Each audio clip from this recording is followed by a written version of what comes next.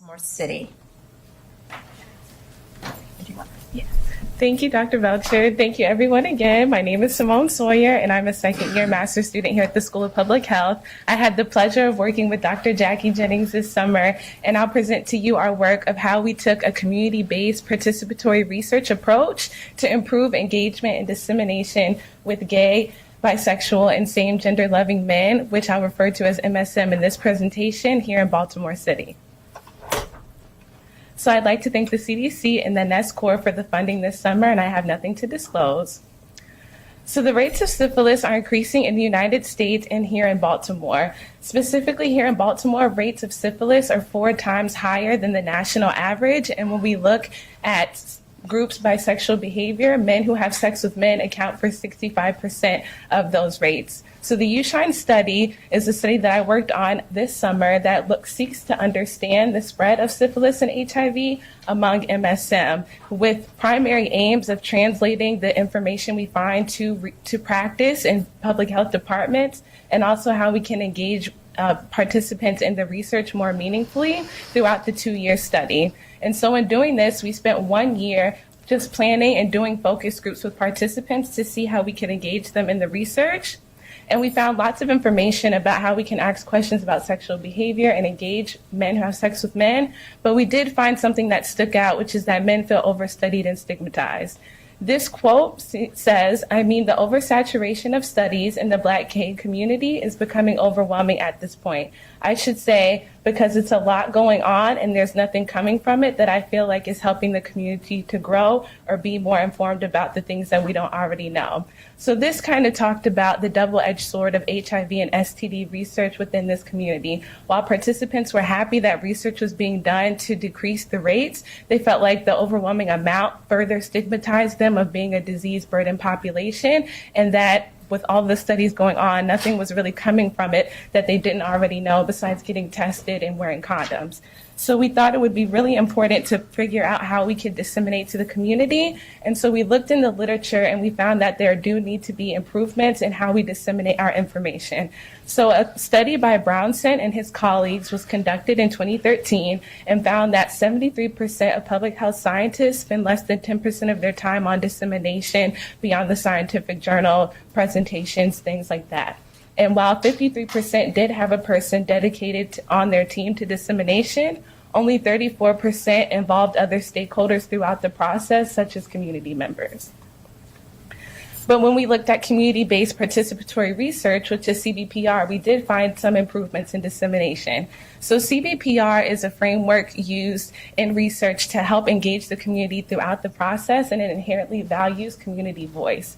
And so a systematic review conducted by Chen and her colleagues found that 98% of CBPR projects did disseminate to community members beyond the scientific journal. However, only 26% did this throughout the research process. So both studies lended themselves to say that we need to do dissemination planning so that we're not waiting until the end and we're not disseminating as much as we could. And so dissemination plans pretty much help you organize and strategize how you're going to give your study findings, and it should be done before you even have any findings that exist. The graphic to the right shows the importance of making people aware of your issue, because they need to be aware of it in order to understand it, and move all the way down to actually being committed and involved in taking an action to changing their health behavior or even policy. And so as you can see, when you disseminate early and you plan for it, and it's theory-based, and it can increase the adoption and uptake of your findings. But because they're underutilized, not only are we missing opportunities to give information back to community members, but we're also missing opportunities to engage throughout the process. So this summer, I focused on how can we create a dissemination plan that's really more engaging for the UShine study, using a CBPR approach to improve this giving back of information and engagement. And I did this by identifying the dissemination preferences of MSM community members, finding a theory-based dissemination plan, and then adapting that plan for the needs of our community members and bringing it back to a community advisory board for community feedback. So as mentioned earlier, in the first year planning phase, we conducted 7 focus groups with MSM in the city, and their demographics are found in the table to the right. And so a coding was done, already. And so I look specifically at dissemination and engagement codes. And I use McGuire's persuasive communication theory to create my own dissemination code book. And it talks about the importance of knowing who your audience is and what information they want to know so that they'll really receive the information you're trying to give them when you're disseminating. So as you can see, message, it's important to know what people want to know. And it's important to know who they want to hear that information from, which is the source. The channel is the medium, so whether that be videos, panels, discussions, presentations, how do they want to receive that information? And then the frequency, how often would they like to hear that information?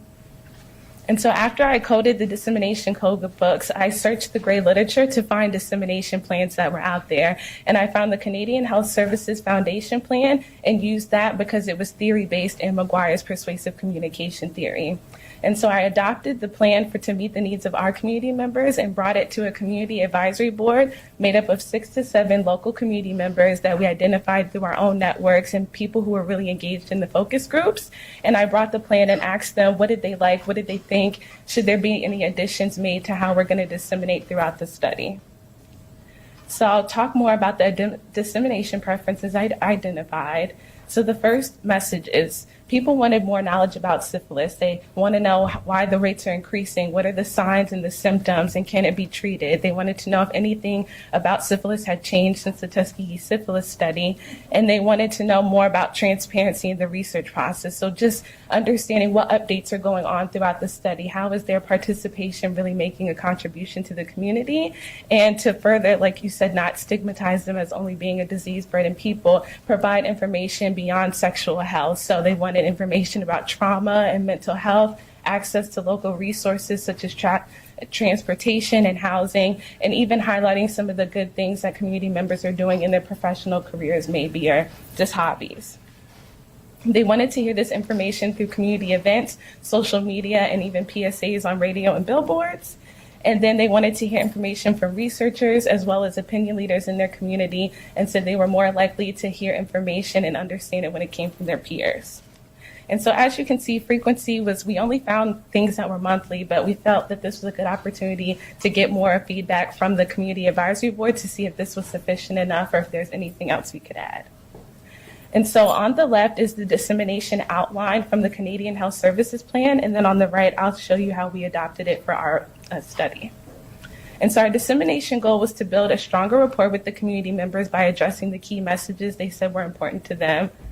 Our primary audiences were MSM specifically, but we also wanted our messages to reach Baltimore since the rates are high overall. We identified key messages and sources from the focus group, so that was easy to kind of adapt.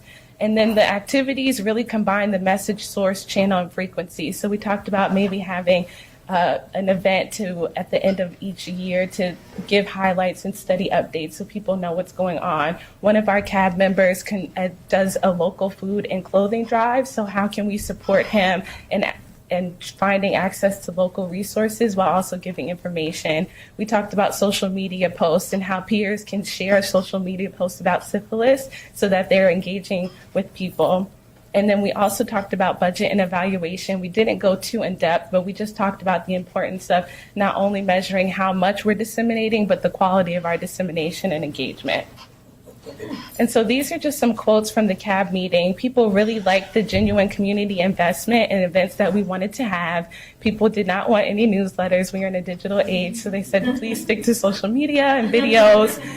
They said monthly events would be good, and maybe even weekly social media posts. And they said we should add transgender audiences to the community voice that we're trying to seek. And because we did have some community members in our CAD that participated in our focus groups, one quote that really stuck out was, it's good to know that the information we provided in the focus groups was really used and our voices were being heard. So we felt like we were hitting the mark with our engagement dissemination from the beginning, and we hope to continue to do that. So the next steps in future research will be to revise the dissemination plan based on the feedback we got in the CAB and create a concrete calendar of events for our social media and actual events that we'll sponsor or host or partner with. We'll discuss a budget, and we want to plan for evaluation early on in the process before we execute the plan so we can see how we're doing. And overall, the most important thing is really having that community input throughout this process so that we can be sharing information, receiving information, making sure it's a two-way dialogue. So the limitations of my study are that this is a very focused context, so it might not be as generalizable to all MSM communities in other cities, but the grounding principles of community-based participatory research can be applied elsewhere.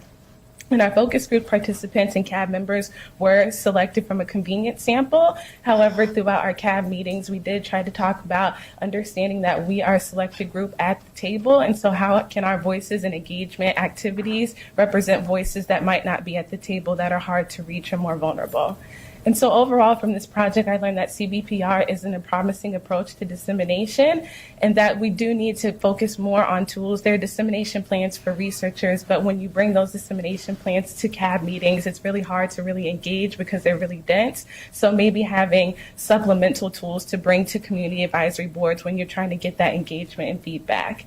And so the big takeaway is that disseminating information is essential to closing the research to practice gap, and creating dissemination plans can help us to do that and also engage throughout the process, because the public health problems that we see and we face are happening right now. So what can we do to try to address those now?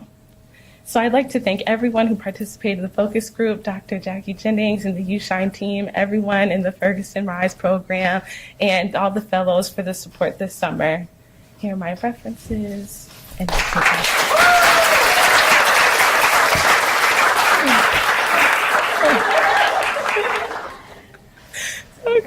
Oh, any questions on the CDC side? Okay, great. Oh, wait a minute. Any questions in Baltimore?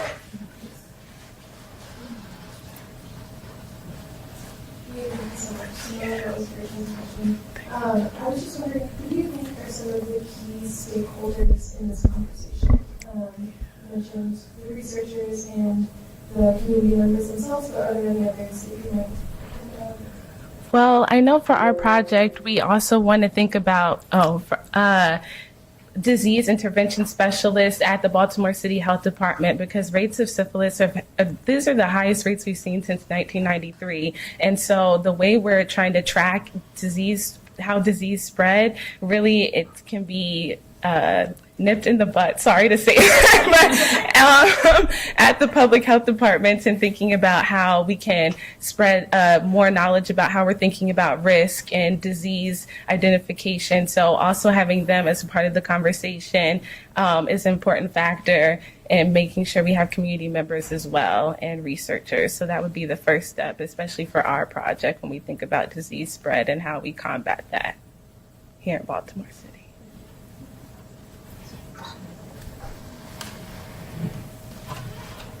Thank you for your presentation. I wanted to ask, who were the community members that were part of the board, and how did you persuade them to work with you? Yes, so like we said, we have people in our study that have networks, personal networks within the community, and there were certain participants that were really engaged in the focus group, so we asked them would they like to participate. We do have meetings every second Thursday of the month, and we pay people for their time. We really try to ask what's going to make this meaningful to you. So while we do want to advance the research and make sure that it's meeting the needs of community members, we also know that it's important to invest in people. So we pay them for their time. We ask them, is there anything else we can do during these meetings to make this more meaningful for you? So whether that be professional development sessions, so that this is something that people are invested in and interested in, not only for the study, but also for themselves and staying committed. Any question? Hi, great presentation. Thank you very much. I just wanted to say I truly value paying for time, because they are part of the research project and protocol. And I think you did a great job in terms of presenting a model that allows us to really consider how dissemination fits into the entire process and how it's so important, in particular, providing that information back to the community and having it be the information that they want. So thank you very much. Yes, thank you. And thank you, Jenny. Any other questions? If you know, I have a question. So I just to echo what Dr. Stone was saying, the NIH is really interested in dissemination, because sometimes it takes 10 to 20 years to get a finding out and really translate into public health. So this is really key, and I like the way you systematically described it, so we can use these strategies as well. So I think it kind of echoes the question is the focus groups are small numbers, and so do you think, is there a population that wasn't at the table, so to speak, or how do you really involve the community? I think you suggested, just like Mariah and Stephen, that this is going to be an iterative process, that you're going to go back and keep checking, but is there a way to get more than 6 people to talk for a whole group of people? And, I just don't. Yeah, no, so one of the first things that came out, and I had a question about that, how do we make sure that we're addressing other community members, but it came out organically through the conversation. So we talked about there's different scenes in the community. So a lot of the times we see more of like a ballroom scene, or people who you can obviously tell might be out, but there's other people who might not be out yet, or there's more people who like to just game, and there are people who are really athletic, and there are people who are, more into skating. So there's a lot of different people in the community. So how can we use our networks? So we have a small group here, but they have networks that they can tap into, that they know. Snowball, yeah, sampling. And so that's the next step, finding what events are going out that reach the different scenes or the different populations. How can we reach out, partner with them so that we're getting everybody's feedback, and not only just having events that are like passive, we're just giving information, really having conversations and getting feedback so that we can use those events not only as engagement, but again, that two-way dialogue, dissemination, and then adapting our dissemination plan accordingly. So if we're missing any populations or we're missing things. So it's like different tribes. And it's just yeah, the same different thing. tribes. Because not everybody who maybe MSM have kind of this. Oh, I was just saying, it's like, again, harkening back to Ryan Stephen, it's like not everyone is the same. Just because maybe your sexual preference might be the same. You have these different tribes and different populations and different interests and motivations. So I think that's key to this iterative process that we do. Agreed. Thank you. I had a quick question. Oh, okay, great. Hello, Simone. Hi. Thank you. The question I had was really with this particular approach within community engagement and community participatory research. I was just wondering, is there any talks of including this in any particular IRBs, just to get different investigators to think about ways of implementing or sharing their research with the broader community? I know oftentimes, even in basic science research, it may not, the findings may not come across as easily or readily available to people within the community, but their participation is also needed within those studies. And I think oftentimes that gets left out. And I was just wondering your take on that. Thank you. Yes, no, thank you for that question. I agree. When I was reading the literature, there is a bigger push for implementation, dissemination scientists. So oftentimes they might have grants where you have to have a dissemination plan in your study when you're applying for the grant. So it's not all the way, like not everyone has to do it, but it's starting to become a conversation of how we can incorporate that. And then when you do the plan, because I know sometimes basic science can be harder to understand, that's why we have that graph that shows you need people to be aware, then they need to understand before they can even, acknowledge and kind of get involved with your research. So if we start to ask people to have dissemination plans or at least consider them in their funding in the very beginning, that can help us to start to translate no matter what science we're in. Yes. And I would just add, to Thank you. I just add something we just spoke and I have discussed, and we have set up a meeting with a bioethicist who is an active member of the Institutional Review Board here at Hopkins to discuss just this, which is how do we, so we've heard anecdotally that sometimes research results, the IRB will not allow you to share them prematurely, which totally makes sense to me as a quantitative scientist. I have to be careful about doing interim analysis and releasing. But on the other hand, we want to be transparent and engage the community and share as much as we can. So this is an ongoing battle. We're delighted that Simone Collection is staying on with us a little bit longer to continue this and really think in a structural way. So I love the question in a structural way, how could this be integrated both in funding streams, to your point, Simone, but also in our local libraries. Yeah, thank you. And I think if that was Kevin who was asking the question, if I have your voice, that even in the applications, in the RFAs, we have to kind of think about that intentionally before, as we're planning and through that process. I think we're getting there. Actually, last year I participated in an NIH consensus panel on dissemination and implementation. So they really are understanding that there's a gap, and that's a problem for the community. So We're going to change it. Thanks.